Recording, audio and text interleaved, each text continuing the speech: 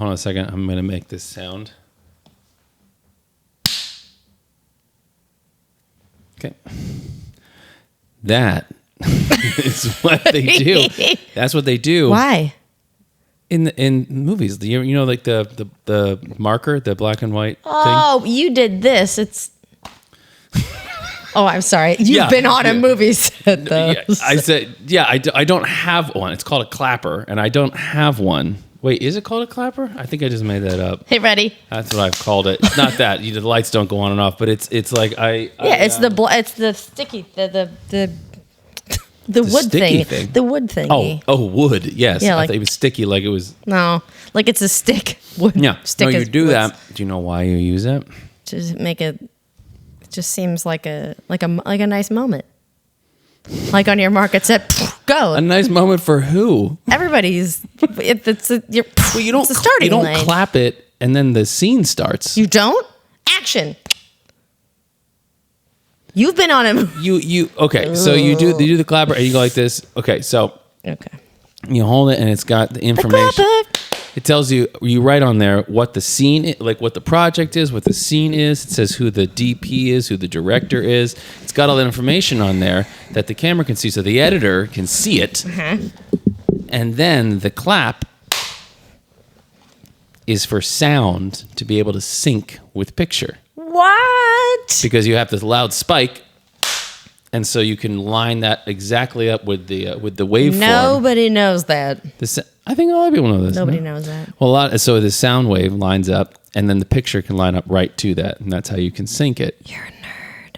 I'm not. What? I'm just kidding. It's because you have experience. Yeah, well, you've been in the Hollywood for like what? It's been a while. And this is the second time I've spoken into a microphone. Well, anyway, that's the reason. That's why I'm doing it. But yeah, that's the whole point. You're the reason I'm here. Sorry. And so the other thing is that's when you do that, and then the director says, "And action." You know that kinship you feel when someone gets the obscure movie quote you tossed out in a conversation? You want to get nuts?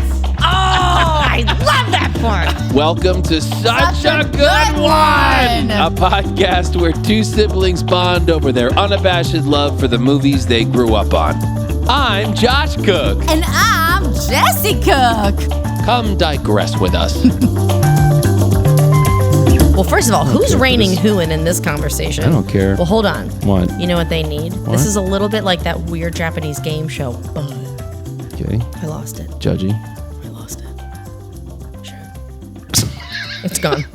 I don't know. They need like this isn't what I was going to say, but like a Ninja Warrior, but for normal people. A Ninja Warrior for normal people. Oh, well, that was there was some comedian who had the Olympic sports. Yeah, so you got to have like one normal person in the sport just to show how amazing those athletes really are. It's like that's a brilliant idea. By the way, would just easily quadruple viewership for the Olympics. If they had what would you call that? Like the layman Olympics, where like people No, it's just it's the regular Olympics. You just put one person in there who's just a normal person. I want to be that humiliated curler. That person at home is like, that doesn't look that hard. I could run. What's the one where they ski and shoot stuff? What is that? Why are they shooting stuff on skis? I feel like I'm coughing and wheezing like a smoker, but I'm not a smoker. But I have a definite Have you ever had a smoker's cough into you, like your face while they're talking to you? Oh no.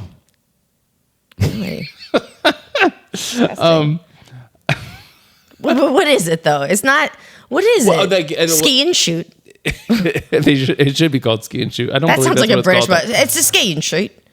That does sound like that. That sounds like what that would be. But okay, I want to bring us into this movie.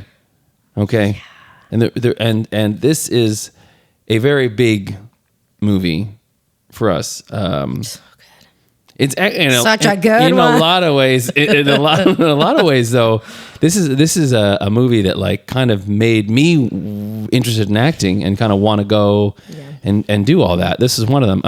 And so it's big for that reason. It's big for the so many quotes from it that we have done throughout all our lives. Is sort of the introduction, probably the first one, maybe the first one we saw with Robert Redford when our dad's like kind of like Robert Redford centric movie library. You know, like if you name all the Redford movies that we watch, like, you know, this one, Sting, River Runs Through It, Electric Horseman, which is probably the number 2 one. Yeah. All like it's like very Redford centric. Our dad's movie taste, I feel. And he loves the 3 Days of the Condor. And 3 Days of the Condor is really good. It is good, but I've seen it like once. It's really good. It's really good. And I actually showed it to Alicia, and Alicia liked it.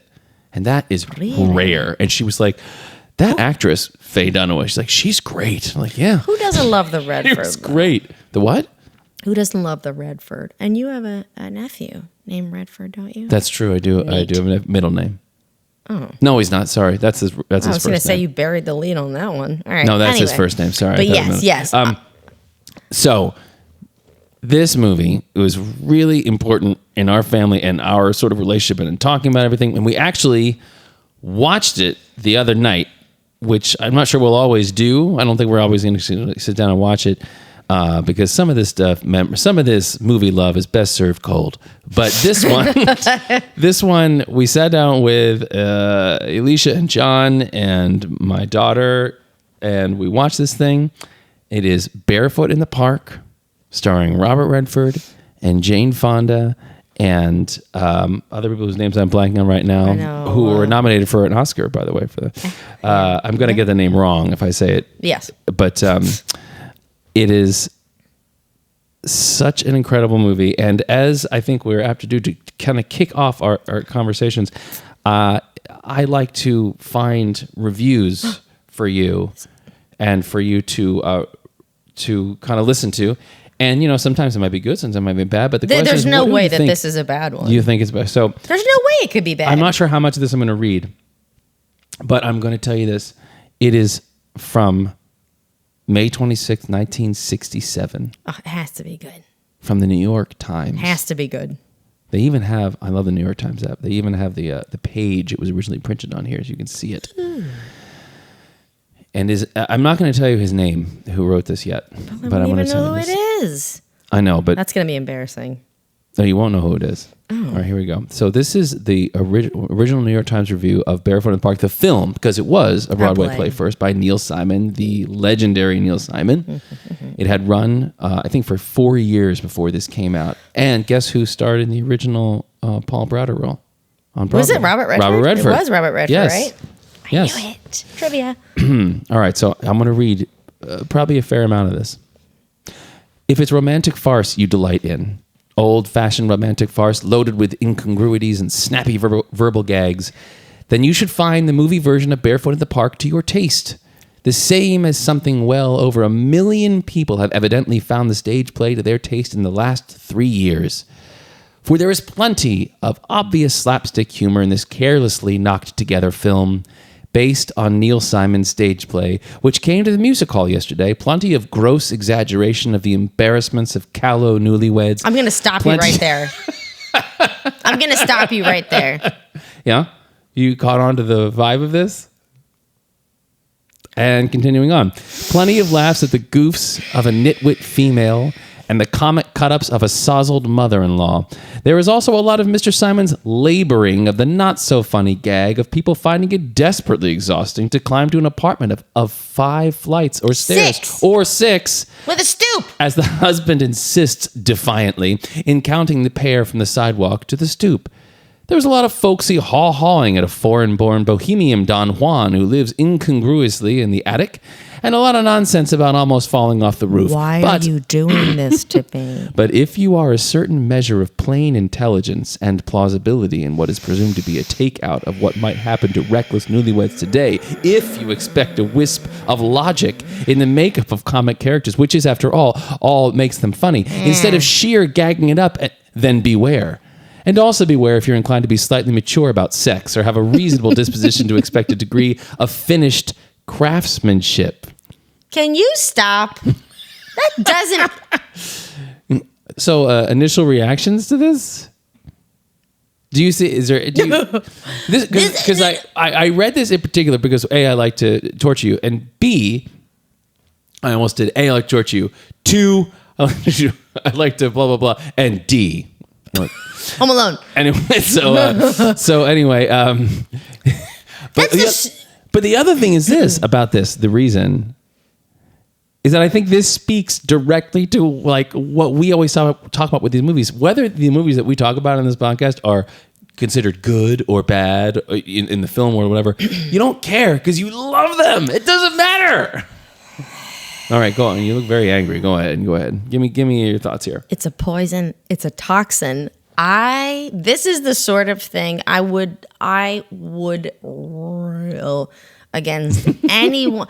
You can't criticize this film. You can't do it. And I don't care that we watched it every, month in our house, and then I sat in front of Gia's tiny TV and watched it, and that's why we're obsessed with it. It's Gia's our grandmother. It's brilliant. Gia is Welsh for grandmother. Welsh for grandmother. Which, by the way, I actually wondered if it was true. It's true. Anyway. Why did you wonder if Gia was Welsh for grandmother? Because it sounds like one of those things Mom tells me, and then later I find out, I'm like, wait, what? She's like, I never said that. So I don't know. I think apparently it's Welsh. Well, anyway. Believe it. That's the you know what? This is more reason not to read reviews. Evidently, it was discovered that Miss Fonda couldn't do much of anything too well. Oh, that's what, except hurling herself onto the arms of her astonished husband, played by Robert Redford, and planting violent stage kisses on his paralyzed lips. Oh. Ew. No. And the fact that he called Jane Fonda a nitwit female, she could shred him from the inside out. First of all, that is an affront to all women. That is an affront to, I'm going to call her Dame Jane Fonda. She is a goddess, and that is just gross. Because I will say, I love the Redford, but that has to be the compilation of all of the magical expressions and gestures and just is there anyone that matches Michael Keaton? But anyway, he can't be your answer for everything. Michael Keaton. By the way, the guy that wrote this name is Bosley Crowther. Well, that's what's wrong with him. That's why I didn't tell you, because it's like I feel like if I said it's by Bosley Crowther, you'd be like, he's gonna hate this. He's gonna hate this. No, he shouldn't. Bosley. Listen, the movie is charming and hysterical and definitely a little risky for its time. And it's just good. It was a funny. huge hit on Broadway. Neil Simon's, American legend. And when we watched it the other night, one of the things that we were talking about, and Alicia said it too, she's like, there's that scene where they go upstairs for the first time to go to his apartment. Yeah. What's his name? I'm blanking on his name. Victor Velasco. They go to Victor Velasco's apartment and to have kenichi. Oh. And he keeps saying, you have to pop. He's like, you have to pop the kenichi. You can't chew it or it's very bitter. And so it gets around to Robert Redford and he just nibbles it. And he has this pained expression of like, this is the worst thing ever. And Velasco goes, bitter. You know why, don't you? Jane Fonda said, yeah, you know why, don't you? Because I nibbled, it didn't pop. And it's like, and try another one. There's nothing hilariously like that's so gaggy about that line or anything. But it's just the line is so smart. The delivery is perfect. The cutting, Gene Saks directed this, who was also very famous Broadway director. And you mentioned earlier off mic that the guy who plays the phone guy, yes, was in, or he plays the phone and he comes and installs the phone. He was in Golden Girls, one right? of the greatest shows of all time. But he was not. But I found another more important Golden Girls connection to this movie that I don't think you know about. Gene Saks, the director at the time, was married to B. Arthur. Shut up. Shut. Yes. So she probably was on set every once in a while, I imagine. B. Arthur. Does that make it more magical for you just now? I love the Golden Girls. Yes. But if B. Arthur wasn't on it, I would never watch it. She is magic personified. Understand. She is a luscious, vicious, savage woman. I'm uncomfortable with some of the... That makes me so happy. Okay. I love her. Okay. I love her. Good. That's why I told you. Her. Yeah, you're welcome. I love her. But the point I was making though about it was like that I think that the comedy in this movie, like so Dear Bosley is saying that like things are way over the top and all this kind of stuff and like don't ridiculous. Even speak his name. But and there's some truth to that in the styling of it, right? But what stood out to me and what Alicia commented on was she was like, like that Kenichi scene I was starting to say is like there isn't a whole like the comedy now is so focused on like kind of just gross out stuff or like really obvious humor and like really dumb humor. And I don't know. So much of popular comedy is sort of bombastic. It's more bombastic in a way. I mean, like you can go. I'm talking about the bigger studio comedies, which they really don't make much of anymore. But I think instead of the nibble that didn't pop, someone would go like it would be just this big explosion. That's actually what I was saying was like it's almost Bosley saying it's too big, but it's like it's almost bigger now. And it would probably turn into like a whole set piece where someone spits it out and then they fall down and it gets like so big and I don't know, and it's so subtle. Someone's clothes would fall off and it's so natural though, and I think it's giving improv. Like that's what the whole script you can tell. Like there are definitely obviously it's scripted, but then there are moments where you have to wonder like, did someone just throw that in because it's so good and it's so? I don't mean that they did it. Yeah. I just think it's so natural. Like when he's like, oh, "You dibbled, you didn't pop," and here, try another one. And he's like, "No, thanks, I have a bad arm." Yeah, but I mean that's the point I'm making about Neil Simon and his writing like that, the writing of that sort of era and I don't know. There was just I guess more. To me, it feels like more craft, which is funny because he specifically calls it out and says it's not crafted, but I think it's so well crafted. And I just don't find that in a lot of comedies that have come out in the last 20 years. Bosley had a hole. He's probably dead. He had a hole in his heart and his life, and that's why he had to ruin it for everybody else. Well, he didn't ruin it. He didn't ruin it for us. Didn't ruin it for us. Because you win against Bosley because you love it. That's the thing. Like, so I don't know. True love lasts a lifetime. I'm sure there's some film critic person or director friends or people that I know who'll be like, "You're so wrong about this, and here's why." And they really want to convince you. And you could give me a step by step of like all the things that are wrong with the movie. But if you love it, you love it, and that's the best part. It's so great, and it's so great. What we do in our family is just to sort of wait for those natural. Like we do have the game, but then there is that sort of level up thing where it's you throw a quotation in something that's so completely natural that no one would ever notice it, but we're like, and then other people are like, what? Yeah, but I think a lot of people do that. It's that it's, no, they don't. I think they do. I think that's how a lot of people connect over it. But this film, so anyway, that review, I read that because I think it was kind of such a great picture of like sort of antithetical to kind of everything that we love about it and we want to talk and that we love talking about and how it really did make a huge impression on me.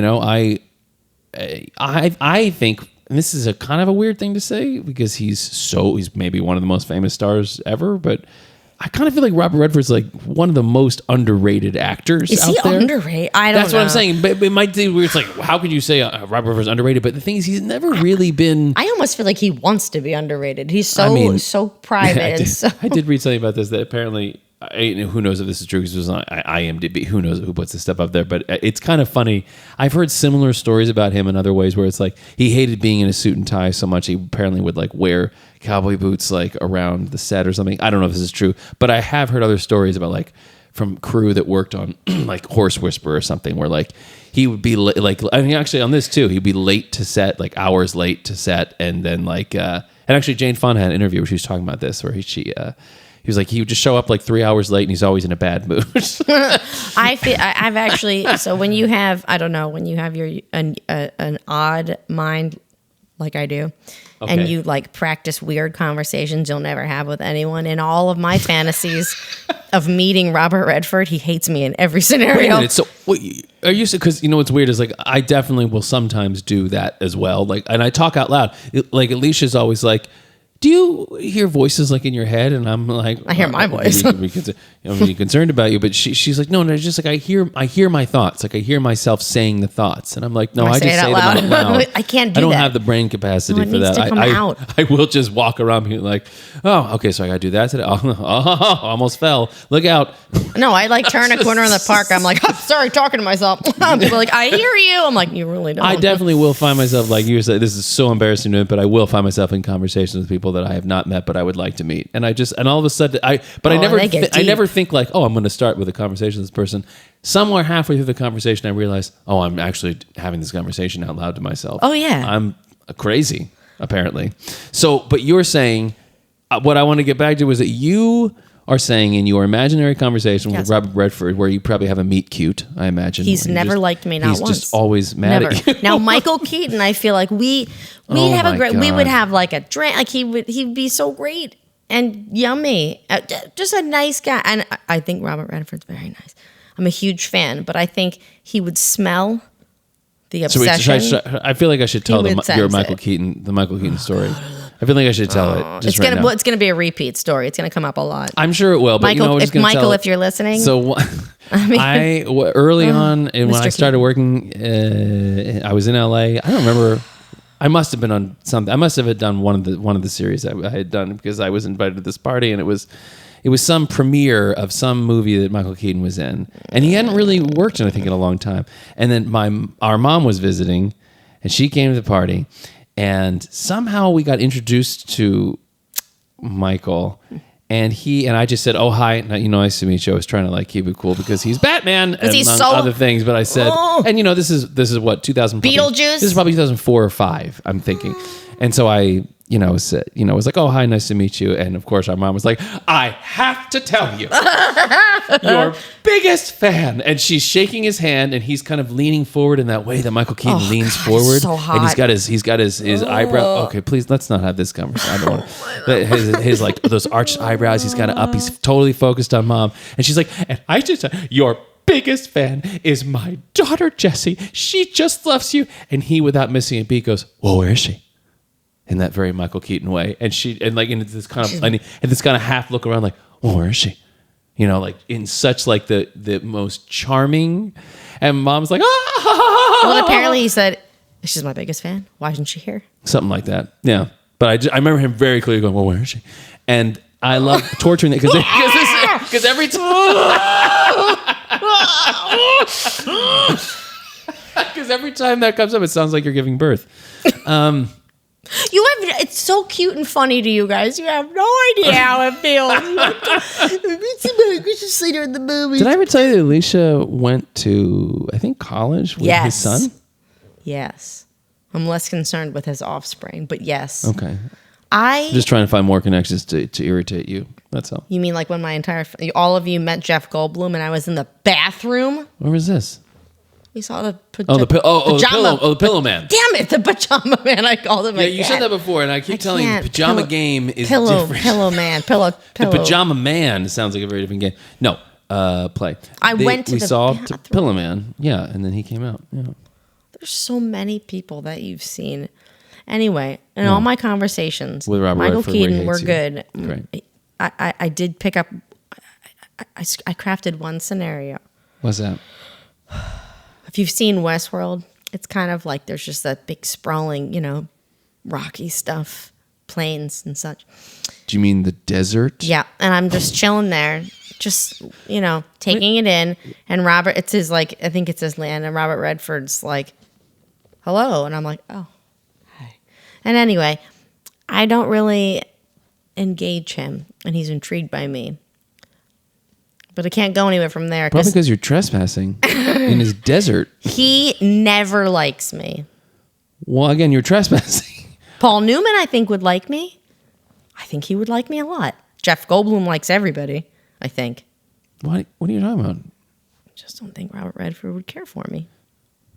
And that's okay. Why? Because I don't love him. I think he's a wonderful actor. I loved him in Legal Eagles. I won't get into it. No, because we're going to do that one. But but this is what I was saying about him being so underrated, such an underrated actor. I think I think Brad Pitt suffers from the same thing, which is he's not as good. Sorry, Brad. They're both really oddly attractive people. They are. But I think that gets in the way that like people kind of like discount them a little bit as actors, I think, and they're both great, I think. And Robert Redford in this performance, this was I think his third or fourth film. He did the Broadway play, and apparently he didn't want to do it because of some reason, I can't remember why. And then I guess like he was forced to do it. But he's so funny in this, and he got to be his possibly disgruntled self. Yeah, well, his timing, his delivery is so spot on throughout this entire thing, and I've always but it's true in The Natural, it's true in The Sting, it's true. Like, he's always really, really good. Now he's not. Now some people will say, well, he's not an actor that like he's not gonna transform into some other role that you've never seen. Like he's not gonna disappear into a role. Like he's always Robert Redford, but. Hot damn if it's not fun watching him. He's so good. He's definitely. It's funny. You're right. Actually, that's a good point. I'm not going to say names, but there are some people that, even though they're funny or they're good, they cannot seem to escape their own personality. Like it's very consistent. Because they're super famous, and he can't. But it works. It shifts. Like it really works in every role. He's like a chameleon. It just works. There's no role I see him in, and I can't stop thinking about another movie. I'm in that movie. I'm watching him. Right. Yeah. But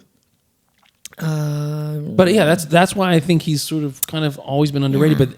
But oddly enough, like I don't know, maybe the Paul Browder role in Barefoot in the Park is. I don't know. Maybe that seemingly is his maybe most different role. He's often very wise. Although in The Sting, he's kind of an idiot. You know what I mean? Like he plays kind of an idiot in The Sting, and he does it, I think, really well for that style of movie. And that's the thing. I feel like a lot of actors. One of the things I learned early on about acting, which I always loved, or it's sort of. I can't remember where I heard this, but it's always stuck with me, is one of the best pieces of advice I was ever given. And it might have been Jeff Calhoun, this director, who said, know the play you're in. Meaning, if you're in like, I don't know, Grease on Broadway or something, but you're performing it like you're in A Streetcar Named Desire, like it's not gonna work. And vice versa. If you're in a streetcar and you're like, Stella, and you're acting like you're in a musical or something. It's not, waka waka. You're kind of like hamming it up. Like it's not going to work because you have to know the play that you're in, right? And your performance has to adjust to that. And I think that's the thing Redford's really, really good about. Whatever he does, you always feel like I always feel like he knows the play he's in and he does it appropriate to that, But I love him in this so much. So and. So anyone who doesn't know this movie, I think we said it came out in 1967, and the general, like the overall gist of what's going on is that Robert Redford, I think he was 30, and Jane Fonda was like 27, I think, when they did this movie. Yeah. But like they are newlyweds, and the whole thing is that he is a straight-laced kind of like button-up kind of guy, and she is a kind of a wild, like wants to like live every moment of life. Bosley says in here, like, it's kind of unbelievable how they would even get together. And, there might be some truth to that. First of all, I can relate. Funny conversation. You can relate? I can't relate. And I'm not Jane Fonda. And John is... Are you Robert Redford? John is not Robert Redford. Neither of us are. But I can relate to being like, wow. Yeah, for sure. Because I'm artsy, oh, you fartsy. For sure yeah, so I can Corey relate Bratter. to people that really... shouldn't have found each other. And the look I get sometimes from my partner is like, Jesus Christ. Take that, Bosley. But so they get together and then they spend 6 days, 7 nights or something in the Plaza Hotel on their honeymoon. They don't come out the entire time. She's constantly kind of like she thinks it's hilarious to embarrass him. Like there's that great scene in the elevator where like she. Thank you, Mr. Dooley. Next time you're going to he goes. He's like, I've got to go to. Well, he has that great line. She's like, no, where are you going? After 6 or 7 days, like he comes out, he looks exhausted and sick, and like dead. And she says, wait, where are you? She comes in his dress shirt. And she's like, where are you going? And he's like, work. I have to go to work. I don't do this for a living. It's such a great. I can't kiss you. My lips are numb. Would you please go inside? He keeps trying to get her back, and she says, "Yeah, she's mad that he didn't like kiss her like a real kiss." So she's like, "If you don't give me a real kiss, I'm going to take this shirt off right here in the hallway." And of course, it's the 60s, and I was like, "Oh!" And so he's like, "Okay." So he kisses her. He goes. He thinks she goes inside. He goes again in the elevator. The elevator door is open. He gets in. It's packed with people, and then she comes in front of the door, and then she says, "She's got a little thing." She goes, "Thank you, Mr. Dooley. Next time you're in New York, just call me up." And the door. He has this great expression as the doors close and everyone's staring at him, and he just looks absolutely horrified. That's only that is only second to Mr. Adams. I hope you realize I'm only 15 years old. Oh yeah, when they get off the elevator. That one, yes. Some of the jokes are maybe a little. I would say don't age well, but they're also very prescient in a way.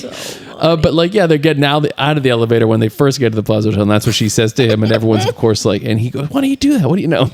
So anyway, thanks a lot. So then they move. So she goes to their new apartment, which they've never seen because they saw a different apartment on the 3rd floor. Apparently, it's up on the 5th floor, and then they have a phone man who comes. The Lord and Taylor Your favorite guy. part's coming. He is the best. So the whole joke is that she just bounds up the stairs. With not a problem at all for her, and everyone else who comes to the apartment, with the exception of Victor Velasco, are absolutely winded and dead by the time they get to the top.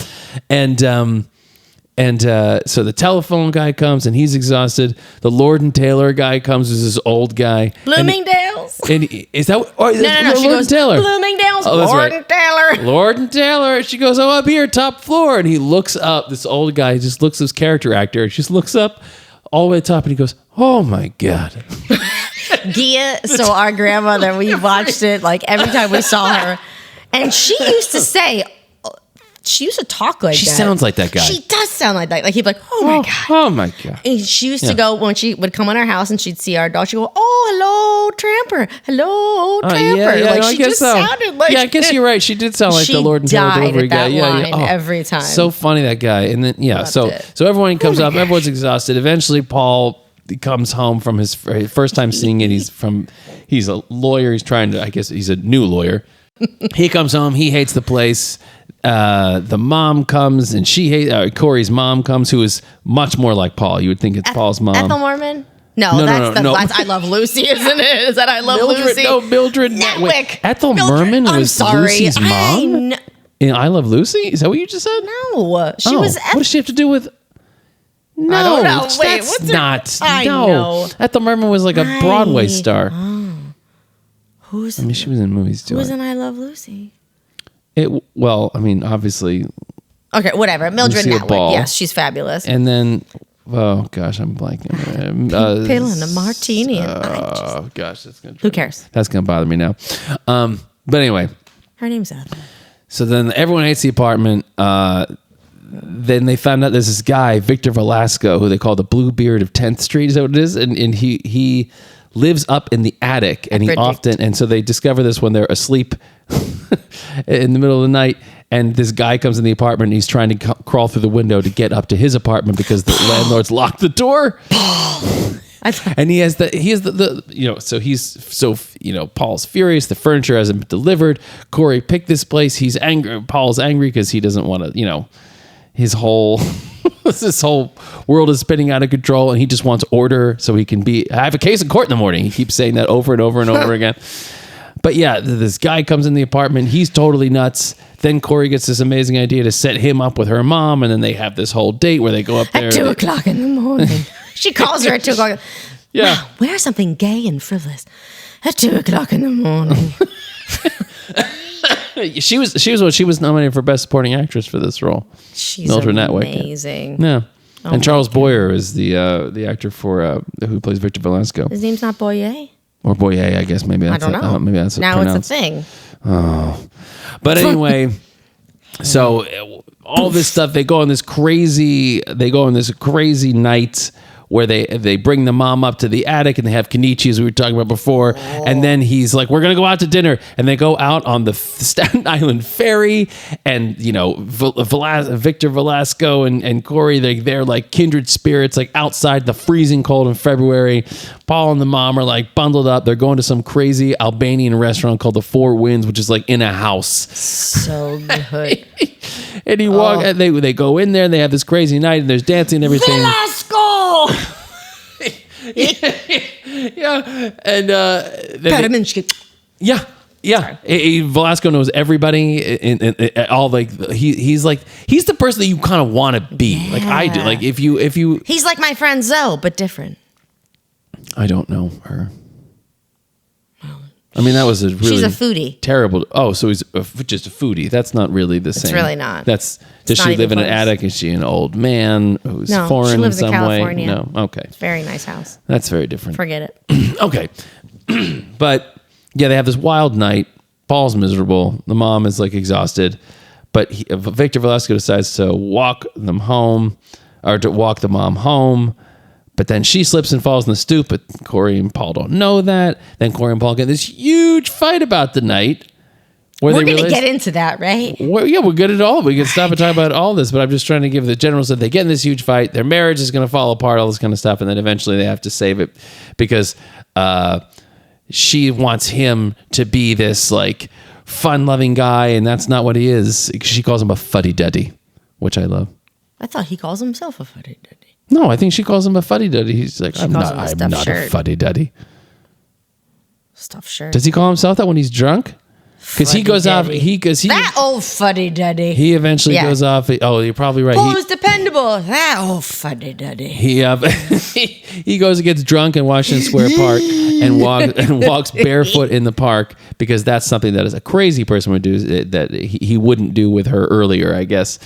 And then they eventually get back together after he's super wasted, goes back to the apartment. He climbs up on top of the building and like looks at her through their skylight, and he's going to fall off the building. And if she eventually saves him, and then everything's fine. That's the end of the movie. But like I don't know. What? I don't know if I would see it based on that. No? Just kidding. Yeah, I'm not doing a great job of that. Just trying to give some sense of what the hell we're talking about. You don't understand. Okay. How hard I'm trying to control myself. Don't. No. You got to let loose on all the things. I just esoteric, and I didn't mean to. Anyway. Okay. But I've seen that movie I'm 39, right? So at least 30. No, more. 35. I wasn't. Whatever. Let's just say I saw it when I was 7. Yeah. Okay. I mean, that's young to see that one. Do you think that we saw it when you were 7?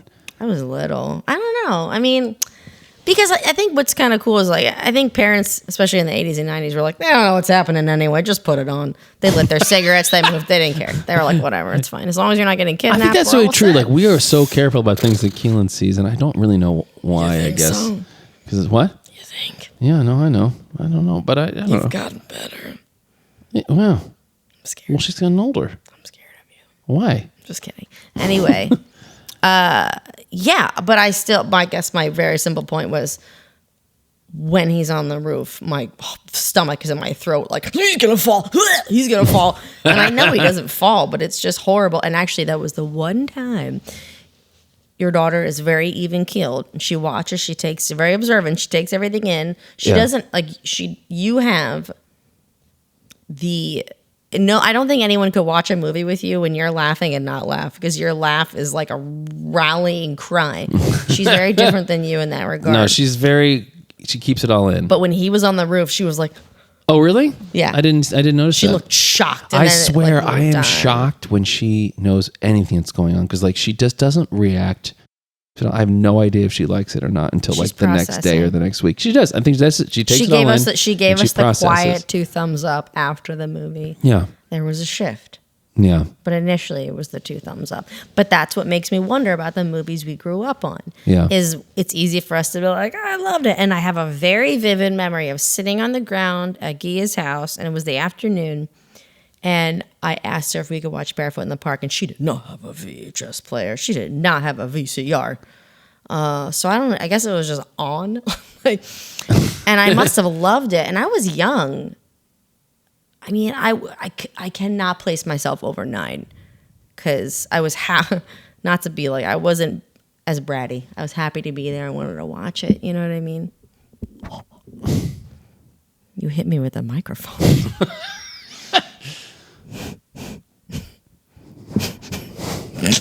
Stop it! So what? So then what? I don't know. You hit me and then sniffed the microphone. No, I guess that was like, I always wonder, and we decided that there was a... What's wrong with you? Stop making that face. I'm not making a face. I'm not making a face. You're making a face. It's the only face I have. Wait, you're just making like ASMR sounds. All right, I guess the point was... God damn it. What? You threw the carousel off. You should refer to your brain as the carousel? Yes, it's a slide carousel. The slide's still out. I can see it. You were talking about Gia's house. You were watching it. She didn't have a VCR. This is my question. I remember watching a lot of films with you when we were little. Remember we were talking about when the heck did we watch Harry and the Hendersons? Because and you were like, oh, I said something like, well, I was definitely way under 10, and you were like, no, and I'm like, well, you would have been 15. There's no way you're sitting in a cardboard box with me watching Harry and the Hendersons at 15. No. Just as a side note, I did that because I was a little bit scared, but I really liked it, and I liked cardboard boxes a lot. Mom made me that oven. That was neat. I have a cardboard box. Yeah. Okay. Our mom was like, she can make anything out of anything. Like she put like a handle on it. Anyway. She's a very talented woman. Sick.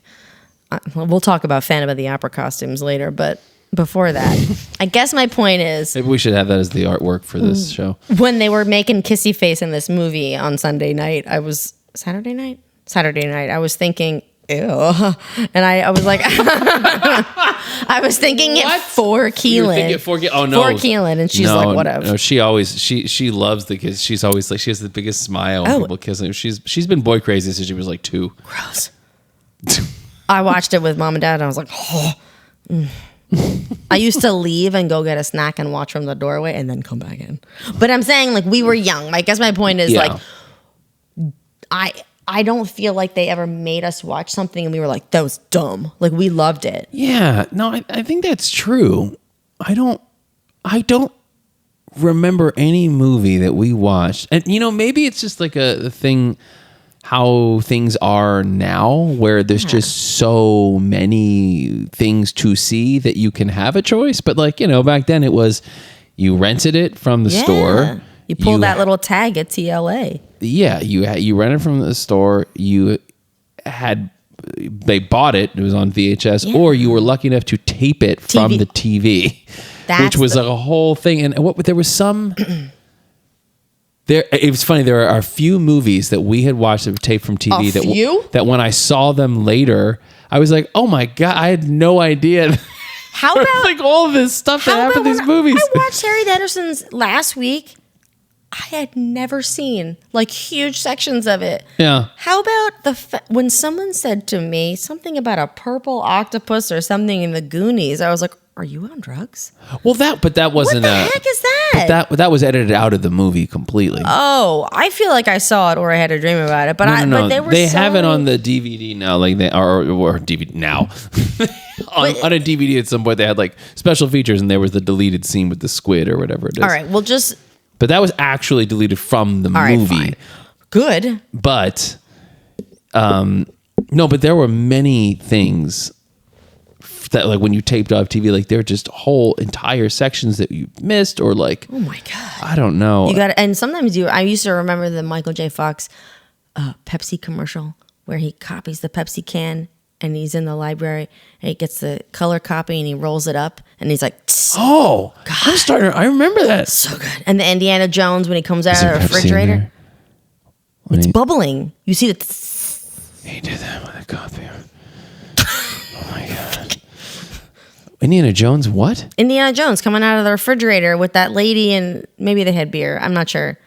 What? Indiana Jones comes Is like it actually swing. Indiana Jones? It's not Indiana Jones. I think it was Indiana Jones. not Indiana It might be a knockoff Indiana. Is it an off-brand It Indiana can't Jones? be. It can't be an All actual right. Indiana Jones coming out of the refrigerator. Can But it be? it's the. But Wait a minute. here I we go. gotta Are you find out. ready? I gotta find that out. Kids today don't know the VHS, and they also don't know. Whenever I hear REM "Losing My Religion," without fail, Yeah. when that song ends, I go, REM "Losing My Religion," because that's how I taped it on the tape cassette. In the bathroom, from the sitting radio? in there, recording all my songs. Yeah, from the radio. Because the bathroom, when you're young, is the only place you can escape your parents. You know what? They now, don't bother like you. you can make. You know, do you think that these kids these days are making like like mixed like I made you a mixtape? Are they making mixtapes for their romantic interest? No, It's they're like, did you check out my Spotify? No, I know. It's like I made you Spotify playlist. like it doesn't. That's so. It's like the labor. Actually, I remember. Do you remember Sasha, who was in my right? So she was. sweet. She I was loved a. her. She got me a dolphin ring. Okay. She was a year older. She's a good friend, still a friend, and she made me a mixtape once. Hot. And there was some great stuff on there. Stuff I actually I've searched for. I hope somewhere I have that because there's some stuff that you cannot find anymore. But one of the things was Behind Blue Eyes by The Who. And the lyrics are like, it's like, no one knows what it's like to be hated. No one knows what it's like to be faded behind blue eyes, all this kind of stuff.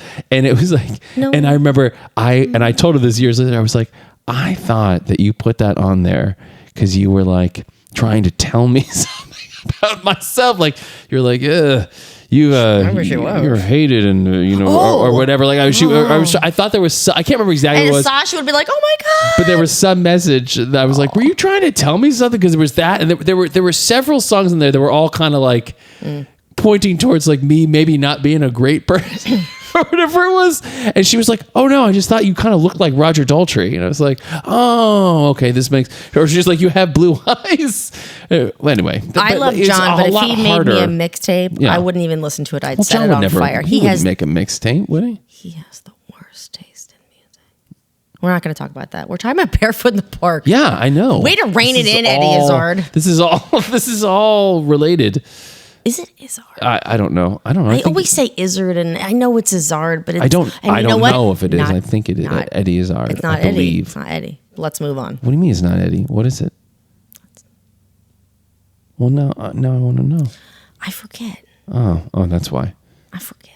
I don't know what you're talking about. Moving on. Okay. Love, the true love. What are your absolute? Okay, so I was doing that whole rundown in parks. I thought we would sort of stop as I was going through it, but then you didn't stop me. Well, you were doing a thing. I thought you were doing a thing. Everything is your fault. Well, then let me do my version. Trying to go Can I through. do my version and you can stop me? It can't be that long because it's all ruined now. Everything's no, it's not. ruined and you ruined It's not ruined it. Everything's Wait. your fault. I got an idea. What's that? Oh, hold on. I don't like that sound. Nope. Cling, cling, cling. If only I had a fork. Is this idea forthcoming or what? What? Fork coming? You mean? Yeah. Okay. The movie, from start to finish, is brilliant. Yes. And I think one of the best things, other than the expressions everybody makes in the film, I swear, if anyone loves movies, loves older movies, or is into acting or improv or wants to see how it's done, this is the film you should see because it's not physical comedy. There's very subtle physical comedy in it. I wouldn't say it's subtle. It's pretty subtle. No one's falling over. Everyone coming up to the 5th floor, Victor falling down the stoop. I think a physical comedy is in like... You talking about slapstick? Yeah, I guess so. Yeah. It's not slapstick, no. No. It's not... Well, it's sort of somewhat farcical in certain parts, but it's not a farce either. What is your... If you had to pick... I think I know what it is. Your favorite scene from that movie. There's so many in that, and I told you the other day. One of my favorite cuts in that movie is. Is there any beer in the house? Oh wait, when the phone guy. Oh, that's not the end of it. That's the wrong scene. Yes. Okay. No, there is that scene after Paul. He's got a cold because of the snow comes in through the window, through their skylight because it's broken, and he has a cold. And he and Corey aren't speaking. But that's the beer part. That's not the part. But the other part I love is that there's this great cutting back and forth between. Can we do it? Can we do it? Do you think we can do it? I don't know. Do you know? All right, ready? Who are you? Do you want a beer? Which one are you going to be? Are you going to be Stanley? Well, I guess you were just Redford there. But Wait, Stanley, the phone guy, comes in and he recognizes that they are.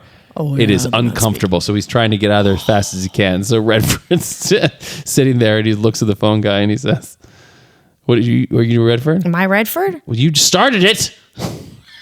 I don't know if you're going to do it right. I probably won't. I'll be Redford. He says it twice. You got to wait for your I'm cue, right? I'm just talking about the one quick run. That's all I'm talking about. Where he just goes. You want a beer? No, so you're Redford again. You told me not to. All right, you're Redford. Do it. Oh my God. Want a beer? Who? Am I waiting for the second? I'll be Redford. Ready? Shut your face. This isn't worth it. It is worth it. Do it really quick. Ready? You want a beer? What? You want a beer? Me? You said it wrong. No. What he says? What does he say? No, he said, who? No, he goes, do you want a beer? Who? You? Me? Yeah. What? No. Oh, yeah, no. Right. See, I can't do it. Fine, let's. Okay, ready? Would you like a beer? I said, would you like a beer? Who? You. Me? Yeah. No. Right. We did it. We did it.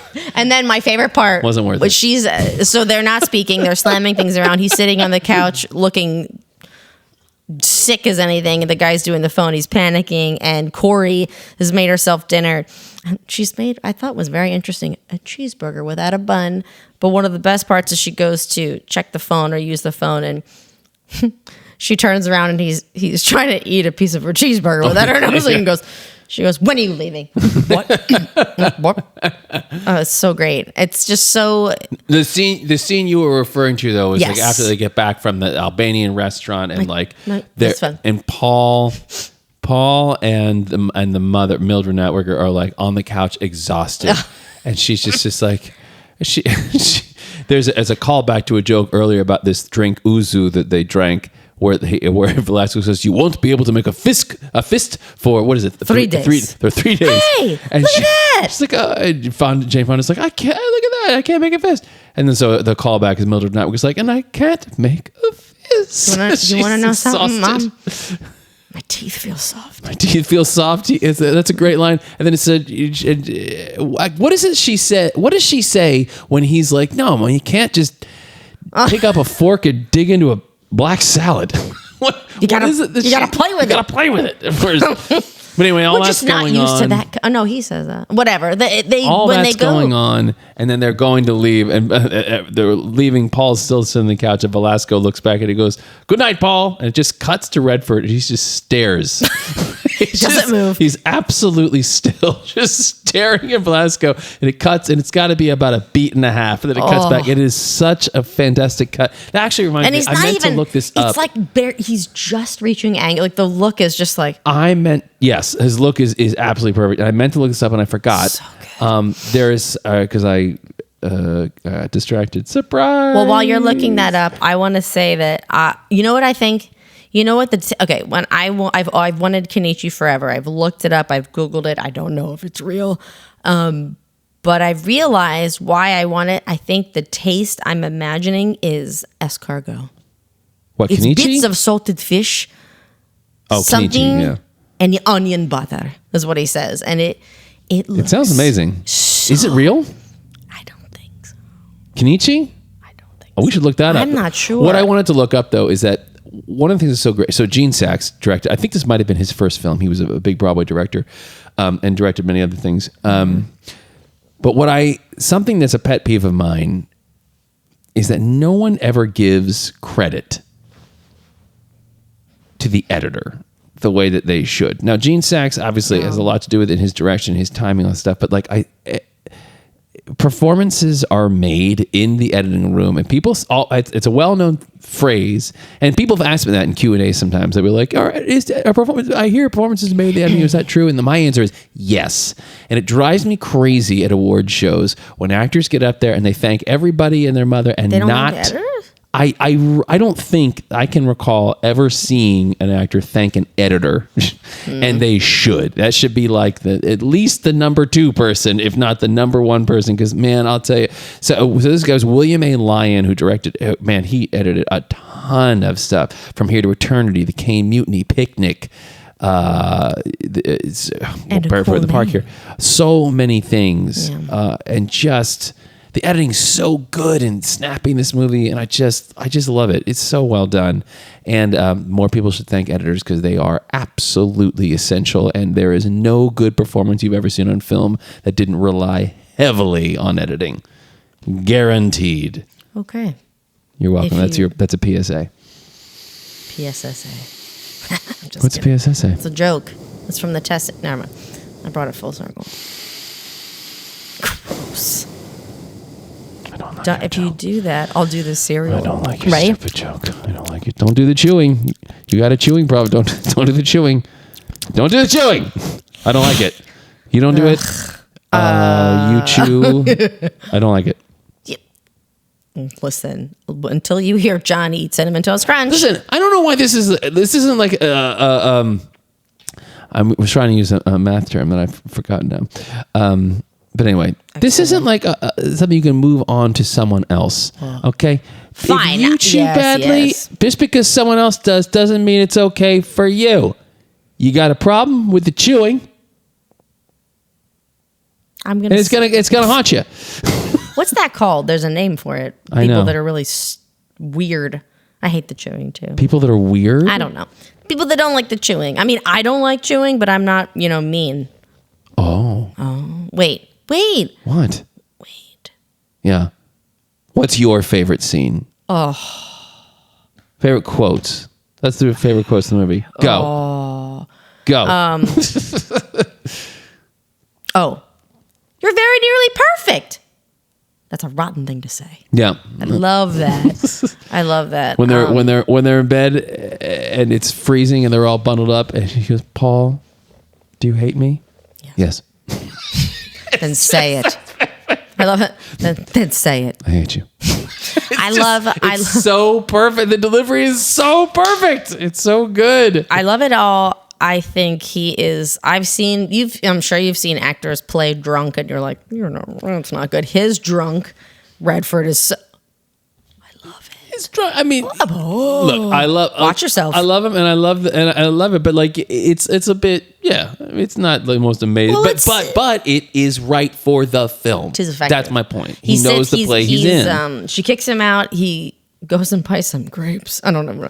He buys grapes. It's a long story. Doesn't matter. Anyway, he's really, really sick. He's like, he goes to the park, and that's where he's like, walk barefoot in the park, like just like you want it. Whatever. He was super drunk, and he sits on this bench, and this old. He's drinking from a bottle of scotch or whatever it is, and this old guy comes up to him, and they're talking for a minute, and he's like, "I like your coat." He's like, "Wait, your trade. What have you got?" "Nothing. Just a deal." He rips his coat off and gives it to him. Well, maybe I've got a cold. Maybe the best quote though from it maybe is "Shama Shama." Oh, they're in the Jimmy Crackone, and I don't care. When they're at the Four Winds Albanian restaurant, there's like a whole musical number not number like the cast is singing, but like there's the waitress comes out belly dancing, and like Jane Fonda and the owner and Victor Velasquez they'll start dancing. Shama, and mama. I don't know. I can't know what the hell they're saying, but they're all playing. There's all this thing going on, and she says what? And Jane Fonda's like, what? Shama Shama? What does that mean? He's like, "Oh, it's an old Albanian folk song." What does it mean? Jimmy Crackone, I don't care. I know. Which is amazing. But then it comes in later when Paul's like hanging on the roof and he kind of realizes he's been drunk and he's up on the roof, but now he realizes he's about to fall. He keeps going. Corey's like, "I'm going to come and rescue you." And he's like, what do I do? She's like, just sing. He's like, "What, sing?" But Corey. Corey. Wait, yes, Paul. What do I sing? Shama. And he's up there sliding down this slanted roof, and he just goes shama. It's so great. Shama. Oh my gosh, it's so funny, and he's so dead. His deadpan, even when he's drunk in that moment, is so great. And I mean, but it's all Neil Simon's writing, though. It's so well written, I think, and like you can see, like I said, it ran for years on Broadway. You can totally see why. They did another version of this. I think it was like a TV movie version of it in 1981, I think. Really? And there was actually a TV show, a Barefoot in the Park TV show for like 2 seasons. I don't know if I could do No.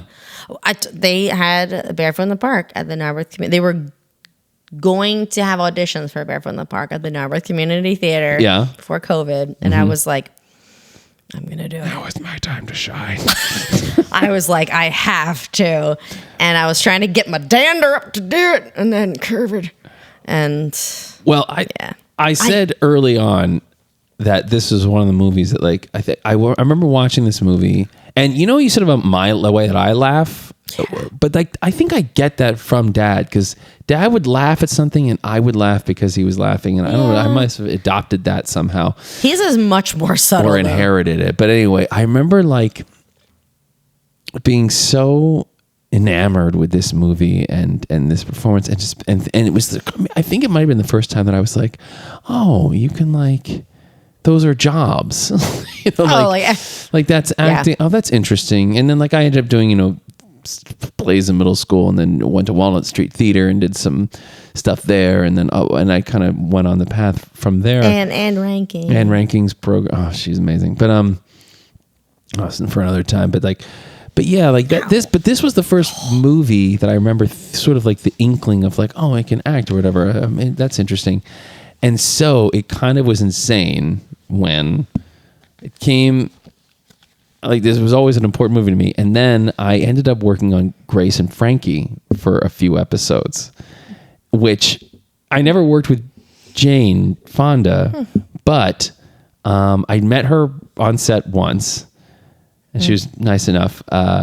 But during Zoom, or during COVID, one of the episodes I was supposed to do got pushed because it was going to be during COVID. And so we ended up doing a table read over Zoom. And there was this moment where I was sitting in the bedroom of this house that we were staying in at the time.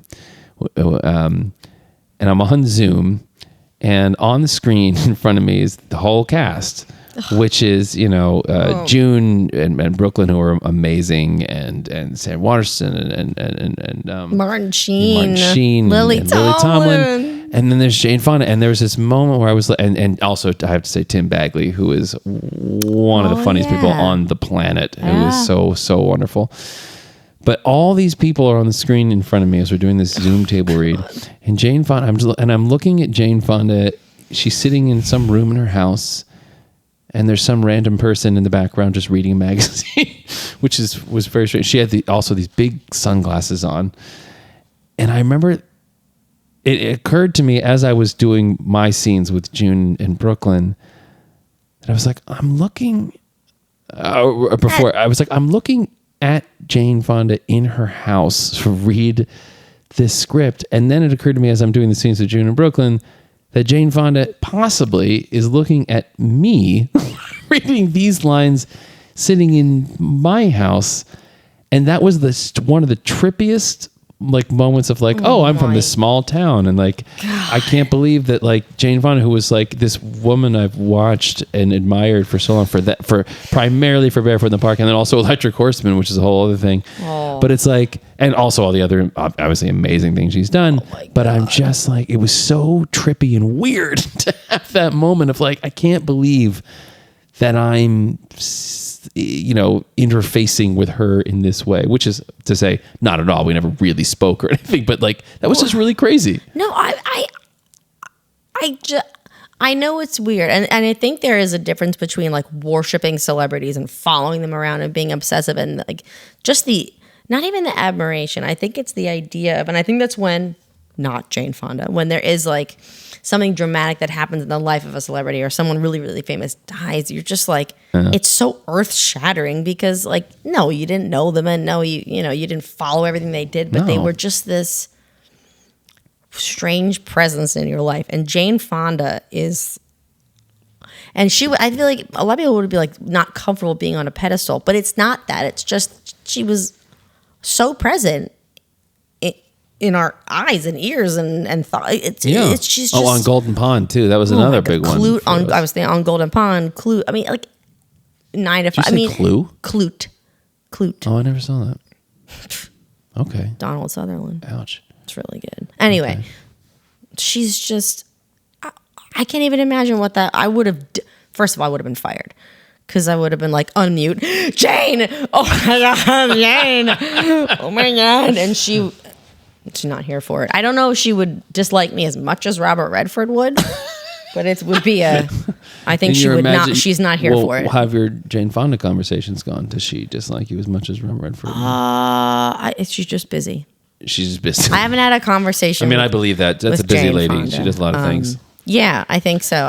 But I connect with what you said too about that she could potentially be looking at you. It's really weird to think that at some point you've come up in the mind of Jane Fonda. That you're like, oh my God. I would not go so far as that, but I would say that, in that 1 hour or whatever we read, at some point she looked through her camera into where I was near where we grew up, and saw me doing a thing that was partly inspired by partly inspired me to do this career from watching her. It was a really weird, it's cyclical, surreal, but I'm a bit sappy for sure. Sappy kind of moment.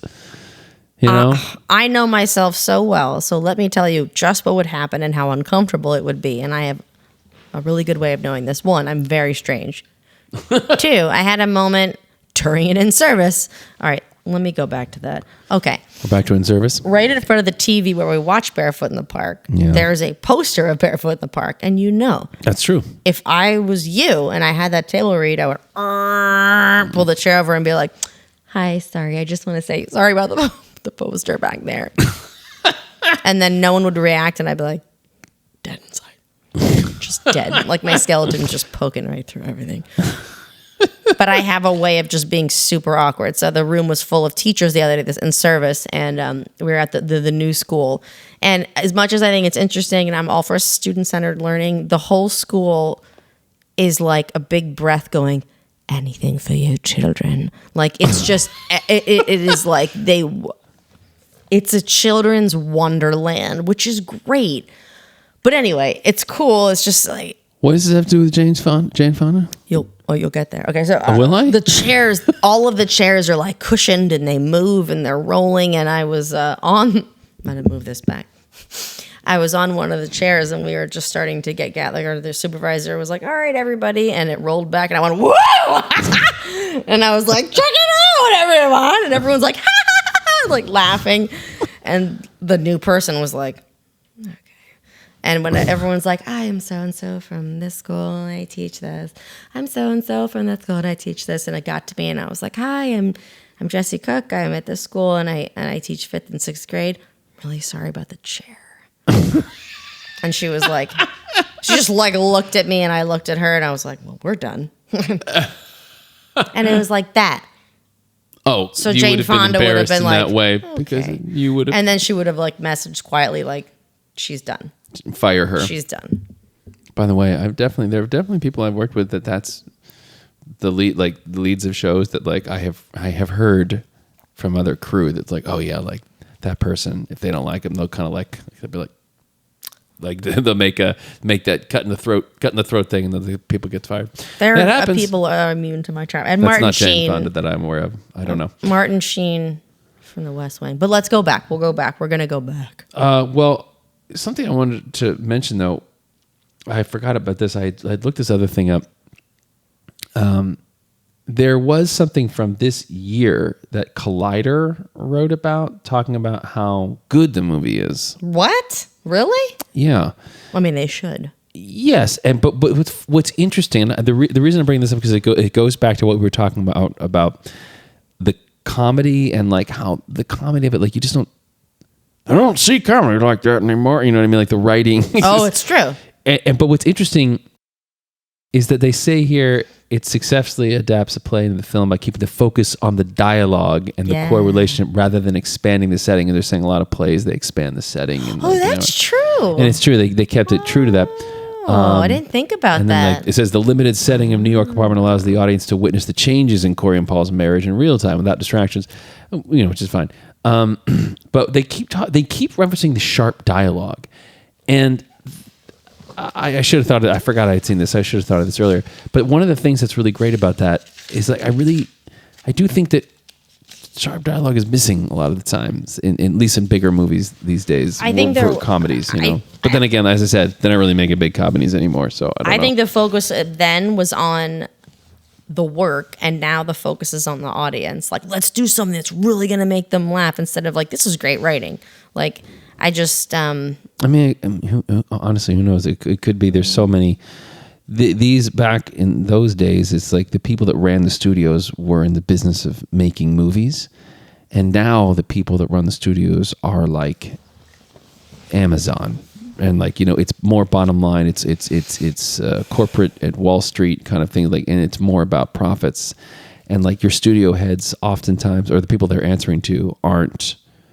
That's not their business anymore. Like their business is to make profits for the shareholders, not to make movies, And I think that the problem with that is that leads to what you're saying, which is like no one sets out to write like a bad movie. No one's like, I'm going to write a bad movie. Have you seen The Room? I can't wait. I'm sure he set out to make the greatest movie in the world. Like you can't and so no matter, even when there is like a movie that's just like maybe it's just totally panned, it didn't work. Like there are a couple of big blockbuster ones I've seen the past few years that were like, what happened here? Like, and you can see, but like none of them, it's not like they're callously like, well, we'll just collect on our check and we don't care if it's bad. Like, like everyone's trying to make something good, but the way that the market is now, who knows what it is right now, but the way the market is and everything's selling now, it's like, who really knows how all the different phases that the movie will go through, and it's just where it winds up, nobody knows anymore. But like back then, it was like, oh, Neil Simon and Gene Saks, like we trust you. Like I imagine, I'm sure they had their studio battles, but it's like the script was the script, and you kind of like you had your cast. And there are certain directors nowadays that can do kind of whatever they want, which is great, but I don't know what I'm saying. I'm just going off of a weird rant about this stuff. But like, it was interesting seeing that there was one piece that was written this year talking about that this movie is really, really great. And the reason it's great is because it's about a couple. The dialogue is really sharp and witty, and like, there's just something kind of magical about it that we don't really see that stuff anymore. I feel like we're all so much more cynical now in the movies that are made. I think there's just this need to entertain the audience a lot. There's just a lot of attention paid to that. But instead of just, I don't know, a simple quality story. But I don't know the business end. I just know that to a certain extent, what is it? You know that phrase, you surround yourself with the best and the brightest. Yeah. They're just people you trust. Yeah. And I think in a family full of artsy-fartsy people, our dad's an architect, our mom's a jack of all trades. They're both like amazing comic illustrators, even though they both go, yeah. You're an actor. I'm a teacher and an artist. Oh crap, I forgot where I was going. But I guess you respect that choice that they made. You're like, okay, that's quality. Like, even though someone could watch it and not like it or get, deliver some review of it. Sure. It's sort of like, well, you guys liked it. You showed it to us, and we liked it. It's almost like it's passed down, like it's generational. Sure. And we've talked about that before. There are certain movies that you see when you're a kid that if you watch them now, you're like, no, like we say A Christmas Story. Like we never watched that growing up, but it's like, I can't get on board with that one. I can't even watch it. But I can't. I'm sure that if you grew up on it, you love it like the way that we love these movies. But it's like, I don't think you can dive into that one unless you're a kid. Well, I make John I try to make John watch everything. Yeah. And I already knew this before. I mean, you can sense it about people. Yeah. That he was a Christmas Story kid. So I made some lies are okay. And when it comes up, I'm like, yeah, I'm not telling him. I'm not watching A Christmas Story with that Grinch. I'm not doing it. Yeah. But I'll make him watch everything else. So you won't, okay. No, I'm not watching it. Okay. All right. I won't do it. Have you seen it? No. Oh. I've seen. Well, you can't judge it. That's I what love we're talking Melinda about. Dillon, but I didn't. But that's different. I didn't love it growing up. I don't want to watch it. I Now, watched it. And okay. I All right, watched most of it. We'll get off the track of Christmas movies. Yeah, One yeah, yeah. Christmas movie I do love that we were not even allowed to watch because Chevy Chase was like the devil in our house for some reason. I don't remember that. Was Christmas Vacation. I love Christmas Vacation. Moving on. All right. Well, look, But- I know this is one of our favorites, and we, like I said, we sort of, as per usual, just scattershotted talked about it. But give me some final quotes, thoughts, whatever, like impressions. Okay. Like did you love it? Like the first time you saw it? I was so little. So right. The only You probably couldn't understand that anything was going on. but I imagine. still like because there's something to you picking up on a vibe of something. So like you said, Dad's laugh being contagious, your laugh or Gia laughing, like you know when something's funny. Like you may not understand it. It's sort of like poetry. Like you know when something sounds beautiful. You might not know what it means, but it sounds real nice. Like I knew based on the reaction of the room that this was cool. It was so you good. just kind of laughed, went along. And with it. I doubt very much I showed it to my friends. I don't think they would have cared at you all. noticed, you see what Keelan's, Yeah. I asked Keelan's like, would you say, show this to your friends? And you're like, they don't really like this. Like they're more into like, kind of adventure and CGI. And it's like, oh yeah, I guess so. Yeah, I mean, I think, listen, it's worth going quotation for quotation. I mean, try to knock me down, try to stump me out. What do you mean try to, we can't stump you because it's all from the one movie. Yeah, but I'm better than you. At what? All of it. It's just life. I love I love the scene when her mom comes up and she walks around and she's like, "Where will Paul sleep?" Because the bedroom's so small. And she's like, "Well, you can't get to the closet." "Sure you can, without climbing over the bed." "Oh, you have to climb over the bed." "Oh, that's a good idea."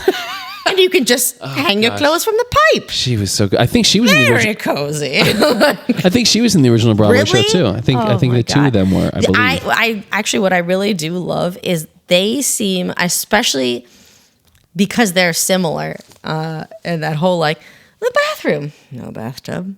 Yeah, Because he's so upset about the bathtub. How am I going to take a bath, Corey? I want to take a shower.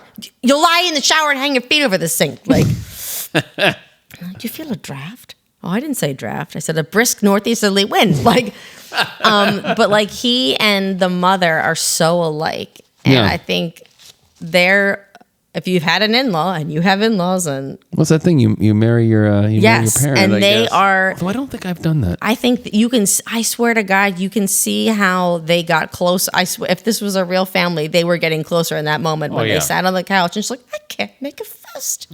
Like he.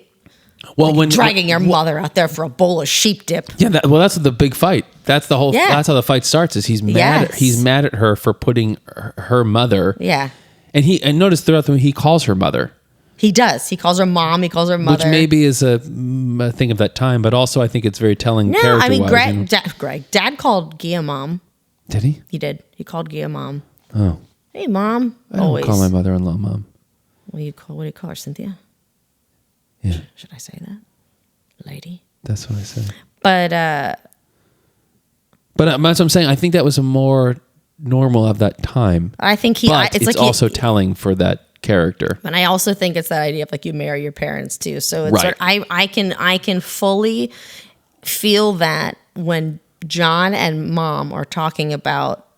I can hear my mom say, "Oh, trust me, John, I lived with it for years." Like, Oh, yeah. They're like commiserating over like me leaving stuff and dropping things and being Well, flighty. mom has always been. I was thinking about this actually today, because she's like, I remember like. Careful, she might hear this. Yeah, Love you, Mom. I know, but she would always do this thing of like, well, I hope when when you have kids and they're teenagers, everybody they're does nasty to you. But it's like, I don't think everybody does do that. And like, Everybody I think, does that.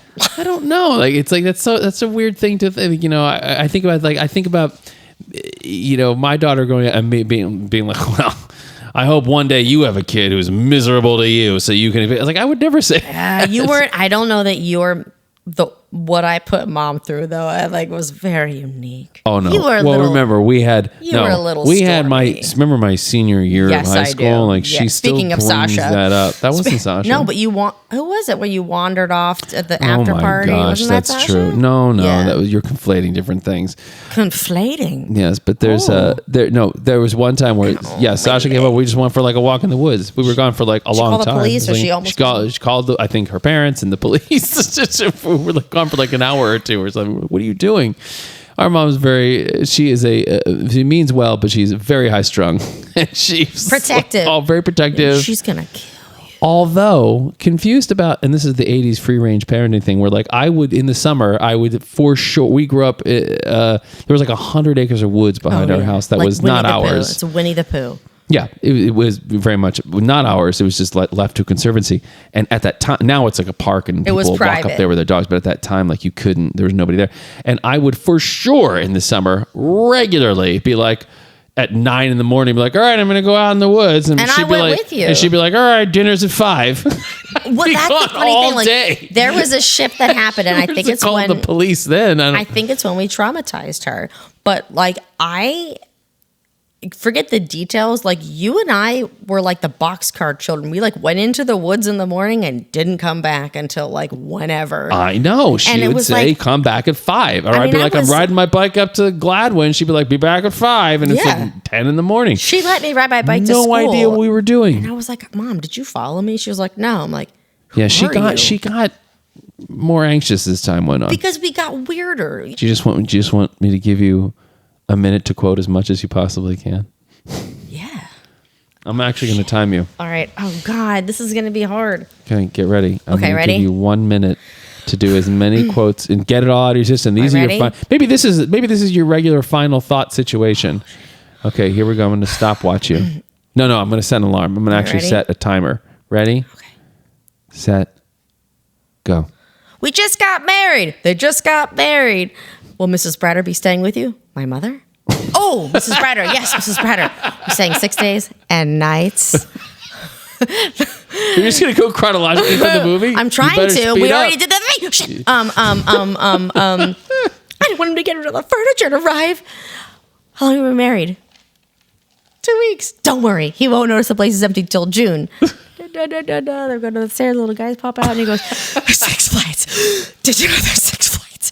No, there aren't. There are only 5. What about that thing hanging outside the building? That's just not a flight. It's a stoop. It looks like a stoop. It climbs like a flight. Paul, you really don't like it. I do. I'm just waiting for my eyes to clear first. I thought you'd come in here and say, wow. I will. Wow. That was it? It was so fast. I know. I could keep going. I know you could. Actually, I predict interesting complications. It's funny with that wow. I realize I do that wow all the time, but I'm not really sure I remember where it was from. We're just gonna go, wow. Wow. I don't want to stop talking about this movie. Okay, we'll keep going then. We can, but that wow gives me a segue into the quotation section in my notes. I'll tell you what I we're have going a to do. couple of one word. I'll tell you what we're going to do. We're going to go into our game here. And so this game that my sister and I played, it was never like an official game, I think, but we're kind of gamifying it more right now, which is just that these movies that we love so much, we can obviously quote tons and tons of things from them. We would kind of toss out these quotes and we just throw them out in apropos moments, like, situations that called for it. And it was sort of like a little extra I have an example. Okay. What is it? Okay. Ready? The other day, Yes! the other day, John was standing, I don't know, behind something or whatever. You didn't see him, and you went.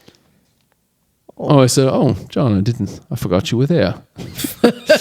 And it was just like that's the way we played it, where it was literally the right moment, the right words, and it fit in. Whereas it made sense to us, but everyone else was like, "What?" Yeah, no idea. Exactly. Yeah. So it's like a secret language. It kind of came up, and so we're gamifying it more for this purpose. Yes. And I have no idea how successful we're going to be at it. But basically, we throw the thing about the quotes generally, although not specifically, but generally is that they are random. It's like when people quote movies, they quote things like "Hasta la vista, baby" or whatever.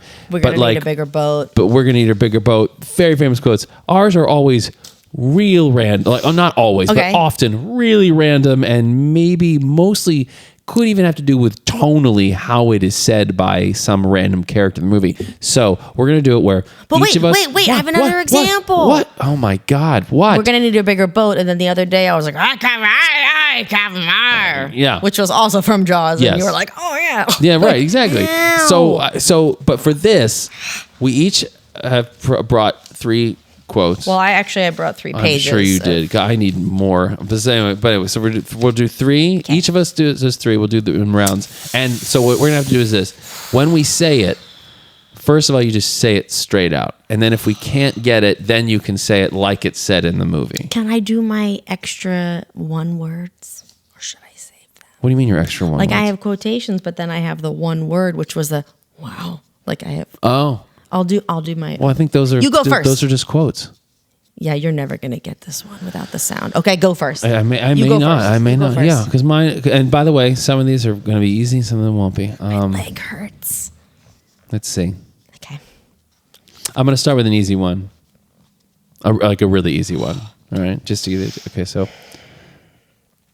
It's hard to not say it in the way... Really yeah, okay, hard. okay. Maybe we'll see how it goes. Make it a little subtle. Okay, so it's... talk to me... Oh! Wait, no, I got it. Talk to me. Oh, snap! Talk to me. Talk to me. Oh, I can hear it. I can't believe you didn't. I thought this was going to be the easiest one. I thought you were going to give me this stinky look and be like, come on.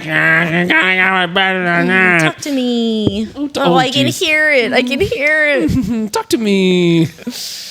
Yes, I feel so much better because, man, you were throwing stuff at me that I was like, I'm going to suck at this. Oh, I love it. Oh, I'm going to hit you hard after this one. You go. Now you're going to get it. I wasn't going to do this to you.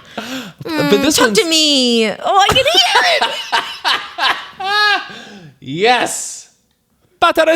Oh my God, you're gonna be so mad when it finally hits you. All you're right, gonna now be can I do a pass and come back to it or not? Yeah, no, we don't have to. It goes in the tank.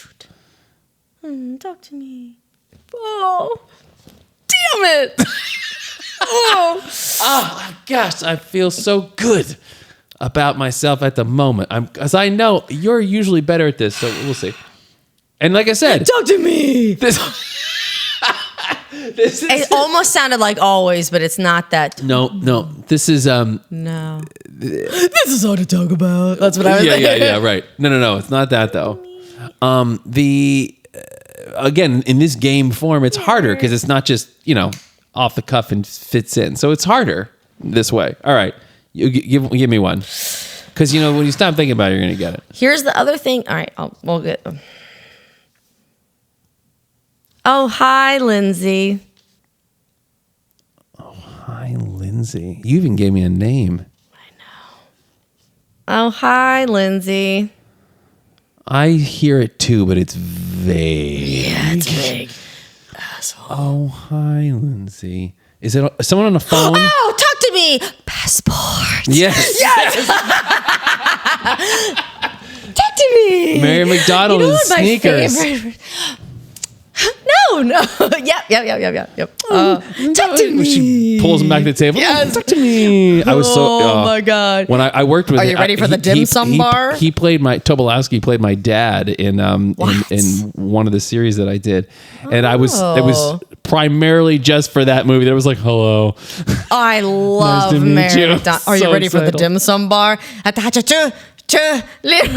Oh my gosh, so good. Oh my god! Talk to me. Yes. I knew as soon as you got you'd think. Yeah. Oh hi, Lindsay. It's someone on a phone. Oh. I don't. It's This is not? unfair. This is nasty. It's not someone on a phone? There's a headset. I gave you a fucking hint. I shouldn't have. You're never gonna get that. Oh no, you know what I was just thinking was well, actually we'll write this down.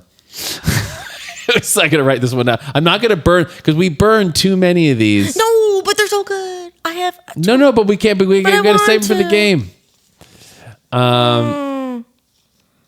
Okay.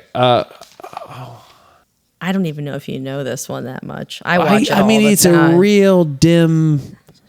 It's not one that's on the tip of my tongue. I'll tell you that. Like All right. I definitely am like struggling with that one. Do you want me to give you the face that goes with it? Okay, you give me a face. Oh, hi, Lindsay. Yeah. Do you want me to tell you or just keep it in the vault? Maybe when you see it, you'll be like, oh, son of a... Batarasis. All right. You go next. Move on, and then... If you get this, I will be shocked. It's starting. I feel. Go next. Maybe you'll think of it. All right. Give me one. Damn it. It's my turn. This is probably easy too. Maybe. Yeah. The other one wasn't easy. You wouldn't hit a guy with glasses, would you? Oh. Batarasis. Wait, isn't that the Goodbye Girl? I mean, that might be. Maybe that's not what I'm thinking. I don't remember. Whoa. That's not the one I'm thinking of. Oh, God. But maybe. Maybe. Oh, that sucks. Batarasis. It's harder this way. It does seem like an easy one. Oh, man. Well, but also remember, the second level is I can do how it's said. Right. I can see. Well, oh, God. Do it with the voice. He's like this. You wouldn't hit a guy with glasses, would you? Fudge. I don't think I'm going to get that one. Is it in our repertoire? Is it in our list? The second hint, though, is it's another one that's a bigger one for me than you. I've heard it. I know it. I think. I feel it's kind of well known. It's kind of well known from this one. I'll tell you what, if you can't get it, I will give you another quote from that you will 100% guess from the same movie. You just have to tell me which character does the glasses line. We'll put that in the tank. All right, so it's my turn again. Yeah. Oh, this Lindsay line is driving me crazy because I could absolutely. Oh, hi, Lindsay. Oh, this is really. Abyss. No. Shut up. The Abyss. Shut the Abyss. up. You did not just get that. Yes, it's her. How? It's that girl, that wonderful actress. What's her name? Love her. With the. How? Oh no! Wait. How Which did you- actress is that? How did you get that? Because I love that movie, and I love. And I actually hi, Lindsay. Did you put that on the list? Because Yes. I love that movie. Wow, that's good. She's in a submersible. Hi. Yeah, I know. She's Oh, hi, Lindsay. Oh, I know because Mary Mastrantonio is coming down, and they all hate her. Wow. And because she's the ex-wife. Yes. Wow. Oh man. But you know what though? I wouldn't have got it had you not done the face. You know, it's funny. I'm going to do this one just because. Oh, this sounds mean. No. Sounds mean. What? Shoot. God, can I just do all of them, please? No. Josh. We have to. If we keep doing this show, we need to populate it. Okay. This is a one-worder. Did you do two already? Or did you just do one? Just did one. I did two. You haven't got just one. did one. You did just do one, didn't you? Yeah. No. Yeah. think so. I've done 2. You've done 1. So now this is your second one. I hate it when that happens. Oh,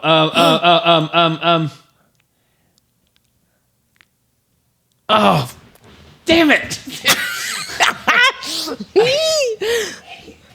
Wait, did you say? Wait, I just spit on wait a the second. thing. Is it said the way you just said it? Kind of. I guess Do you want- it doesn't sound right. It doesn't sound. I hate it when that happens. Damn it! I see. I'm hearing. Hate it when that happens. That's what I'm hearing. No, that's in a lot of stuff. I'm sure. Yes. This is. I hate it when that happens. Oh, this one's harder. This one's harder than The Abyss. You're gonna need some time for that. Sugar Knots. Have you figured out? Wow. What was the one? What was it that you said? Oh, you wouldn't hit a guy with You wouldn't hit glasses. a guy with glasses, would you? Although maybe it's you wouldn't hit a guy wearing glasses, would you? Not that it makes that bad of a difference. All I can think about is the Wearing or girl, with. I can't remember exactly which one. because he's like, Does he say that in that? Yeah, he's like, you wouldn't hit a guy with glasses, would you? Does he? I thought so.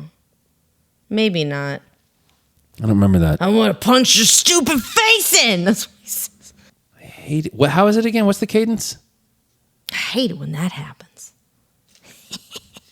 I don't know this one. I don't know it. This paper's ripping and it's I upsetting don't me. know this one. Damn it. I'm so mad that I really just don't know that. I hate it when that happens. Is this from one that like I would definitely know?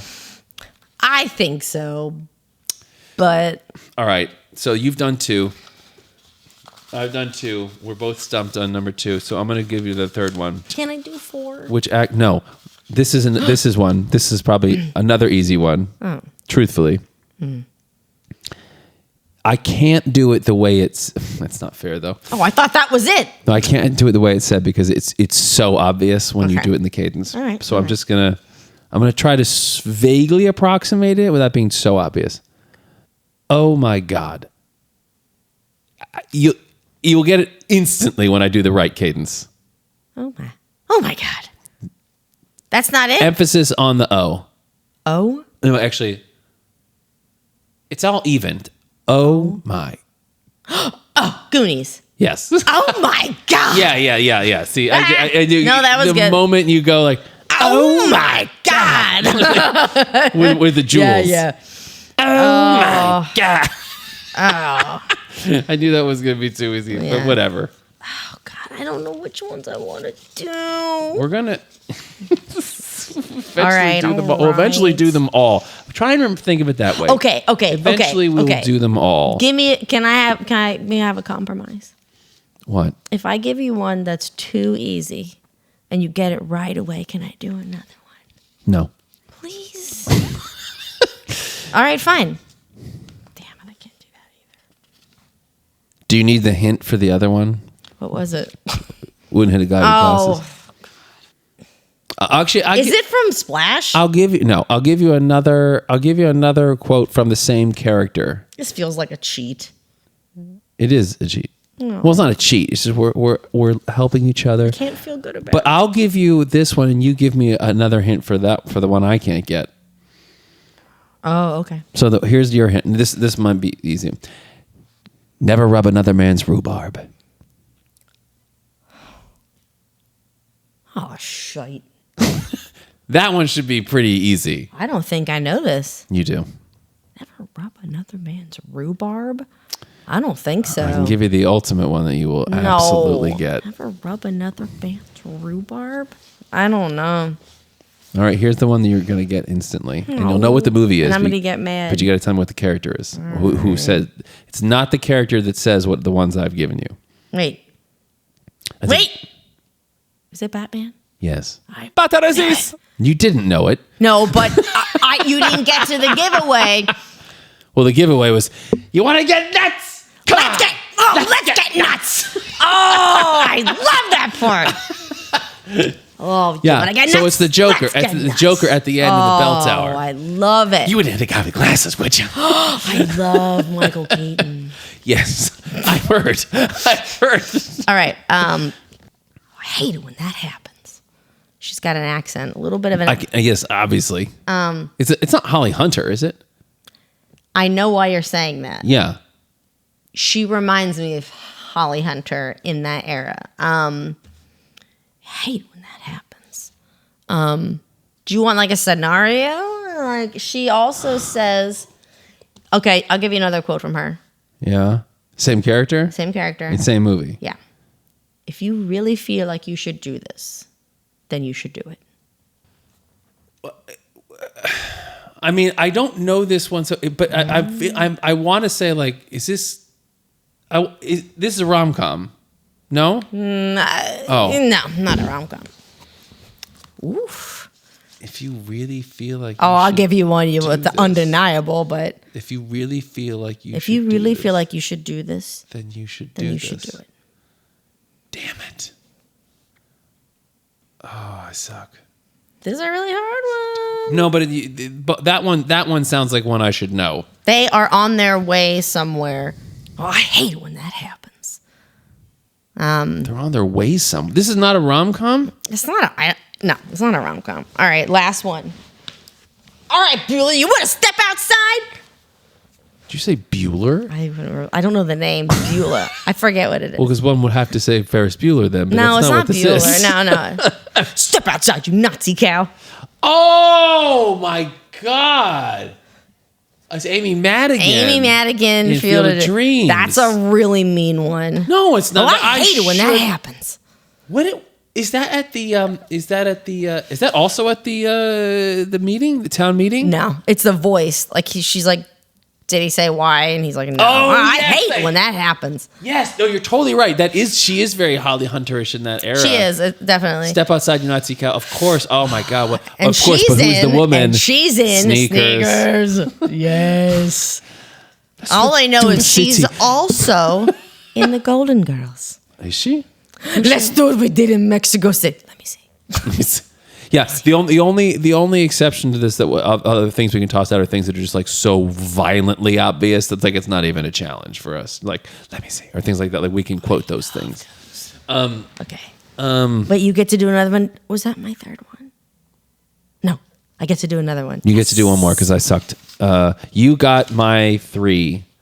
I did. Which were? I want another one. Which we will sum up at the end. Which they were. Right. Okay, go ahead. Shit. All right. Do you want a hard one or an easier one? Do you have a middle one? Yes. Give me a middle one. Give me a middle one. Disgusting. I mean, that's in so many movies. I know. I might need to do the voice for you. Do the voice. Disgusting.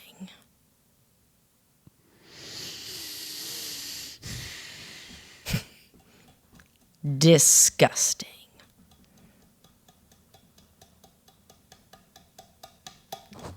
That might not have been so easy. Oopsies. Do you want another one? No. Oh. I just need a hint. Give me a hint. Incredible. Is this in the same run? Pretty much. Disgusting. I don't know. Damn it. Can I give you another one? No. Just give me... Disgusting. Incredible. Is this one I know? Yeah. It's a holiday favorite. Well, I don't know if this is in The Gathering because I never watched that one. No, not Christmas. Is that? I thought that was Thanksgiving. Is that a Christmas movie? It's Christmas. That's a big one. You and Dad watched. That's not Christmas. I've never seen that movie. Ugh. Holiday movie. It's. Can I give you no. Like this? Disgusting, incredible. Disgusting. And it's a holiday movie. You're not thinking. When I say holiday, you're thinking about turkey. You're thinking about a Christmas tree. I was thinking about maybe Halloween. I was thinking. I don't know. I need a hint. Incredible. I don't know. Give me an easier one from it or something. Give me something else.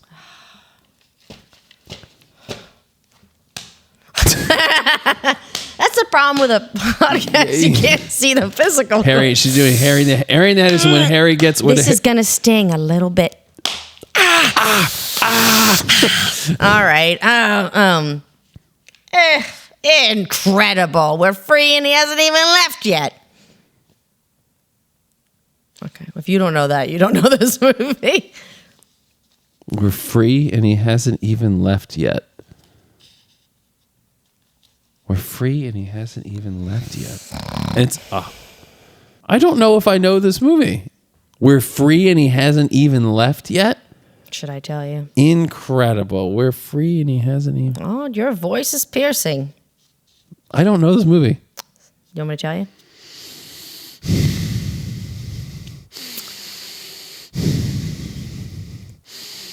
You mean that they're in the middle of the afternoon? That one sounds familiar. In the middle. Incredible. Oh, I do know this movie, but I am really stumped on it. In the middle of the afternoon. The middle of the afternoon. I do know this one. Yep. Okay, did you do your 3 already? Yes, I do know this one. Damn it. Damn it. Now, to be fair, I watch this all the time. It's a comfort film. I still can't. What is it? I can't get it. Tell me. 1776. Oh, God. Disgusting. I haven't seen that movie. Well, that's stupid, since and I that's was your like fault. 12. See, this is the problem with the game. Because then Son it's of not, a bitch. That win's not fun for me. Can I please get a win that's good? Well, apparently That's not I'm fun. stumped. Says, because I know that line. Who says John in the middle Adams. of the afternoon? About who? In the middle of the afternoon. Who's Jefferson? Who's he talking He's with about? his wife. They play the violin. They're dancing and then Incredible. All right. Yes. Yep. Oh, Ben man. Franklin. Fuck. Not everyone's from Boston, John. Oh, my gosh. No, can I please? No, I think we got to wrap it up. I mean, this is wrapping it up. There is no real wrap up. We're just going to say, so that was Barefoot in the Park. This is the show you come to hear about a movie, sort of. Bosley Crotchfelder. Bosley, and good old Bosley. Good Bosley. old Bosley. Down in the dumps. Doesn't care for Neil Simon, I love it. We also didn't really talk at all about Neil Simon, how genius he is, but that's But whatever. that's some theater stuff I don't know about. I know, because that's not the experience of the movie. The experience of this movie for us is pretty much this cheese. Jeez. Do you know how hard it was for me not to say that the whole time? Why didn't you say it? Wait. Cheese. Oh, wait, here's a weird... Just because I said the whole time, with the whole time.